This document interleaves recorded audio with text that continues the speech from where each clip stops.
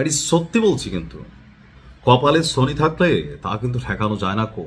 হুম যেই 666 কোটি টাকা ট্যাক্সের, মানে গ্রামীণ ব্যাংক বা আরো গ্রামীণ কল্যাণ যেগুলো আছে, ডক্টর ইউনূসকে আওয়ামী লীগ সরকারের রোশনালে পড়তে হয়েছিল একদম শেষ মুহূর্তে। যিনি আহ, বাংলাদেশ ছেড়ে ফ্রান্সে ছিলেন ডক্টর মোহাম্মদ ইউনূস, আসবেন নাকি আসবেন না, কিন্তু দেখেন কপালে সুখ্যাতি ছিল, সরকার পতন হয়ে গেল, তিনি দেশে আসলেন। আসার পর তিনি তার যে কি বলা হয় যে গ্রামীণ ব্যাংকের বা তার বিরুদ্ধে 666 কোটি টাকা একটা অভিযোগ ছিল, লুটপাট বা ট্যাক্স মাফ এরকম নানানভাবে শব্দটা ছিল। তো সেই বিষয়ে আওয়ামী লীগ সরকার চলে গিয়ে যে আগামীতে বিএনপি আসবে, বিএনপি আসলে কি ওনার বিচার হবে? জি, তারেক রহমান বলছেন, মোহাম্মদ তারেক রহমান বলছেন তিনি পার্লামেন্টে গেলে ডক্টর ইউনূসের বিরুদ্ধে 666 কোটি টাকা লুটপাটের অভিযোগ যেটা আছে এটাকে বিচারের আওতায় আনা হবে। এ বিষয়ে তিনি কোনো ছাড় দেবেন না। তিনি বলছেন যে তিনি পার্লামেন্টে যান বা না যান, ডক্টর ইউনূসকে আইনের মুখোমুখি করা হবে। ভাবা যায় বিষয়টা? তবে আপনারা যারা মনে করতেছেন জনাব তারেক রহমান বা তারেক জিয়া, না, জনাব তারেক রহমান ঠিক আছে, তবে ওনার আরেকটা পরিচয় আছে, ওনাকে কেউ কেউ বলে থাকেন আমতারেক। স্বতন্ত্র প্রার্থী হিসেবে তিনি কাজ করছেন। এবারে নির্বাচনী জনসংযোগে ঢাকা 12 আসনের তিনি মনোনীত সংসদ সদস্য পদপ্রার্থী মোহাম্মদ তারেক আমজনতা দলের সদস্য সচিব, তিনি এই কথাগুলো বলছেন।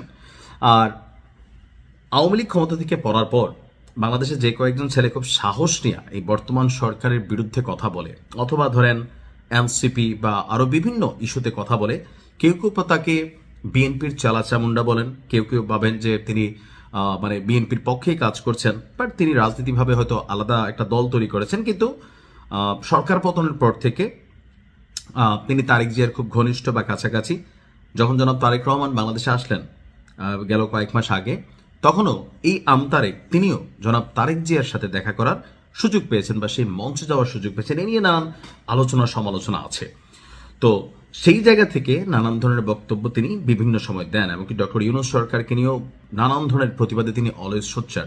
তো হঠাৎ করে সেই তারেক আমতারেক বা জনাব তারেক রহমান, অনেকে আমতারেক বলেন, তাকে আমের ব্যবসা করেন কিন্তু এই কারণে আমতারেক বলেন, তো তিনি মনে করছেন ডক্টর ইউনূসের যে 666 কোটি টাকা, এই সরকারে তিনি প্রধান হওয়ার পরে নিজের টাকাগুলা টেকনিক্যালি মামলা খারিজ হয়ে গেল, বা গ্রামীণ ব্যাংকেও আরো বেশ কিছু সুযোগ সুবিধা দেওয়া হলো, আরো বেশ কিছু লাইসেন্স নেওয়া হলো, ইউনিভার্সিটি, জনশক্তি, অনেক কিছু। দেখেন ডক্টর ইউনূসের একটা বড় বোকামি ছিল, আমি এটা মনে করি বি অনেস্টলি, যে আপনি রাষ্ট্রের প্রধান হওয়ার পর 18 মাসে আপনার বিরুদ্ধে যে 666 কোটি টাকার একটা ইস্যু ছিল সেটা সমাধান হয়ে গেছে, গ্রামীণ ব্যাংক সমাধান হয়ে গেছে, উনি লাইসেন্স নিয়ে নিছেন, তারপরে স্টারলিংক বাংলাদেশে ঢুকাই ফেলছেন, এটাও গ্রামীণের সাথে কানেক্টেড। তো দেখেন উনি যতটুকু হিউজ সুযোগ সুবিধা পেয়েছেন, রাষ্ট্রীয় মান মর্যাদা সম্মান, দেশে বিদেশে সফর, খানা পিনা, মানে আর 100 ভাগের 1 ভাগ বাংলাদেশের জনগণ কি ওনার শাসনামলে পাইছে? পায় নাই।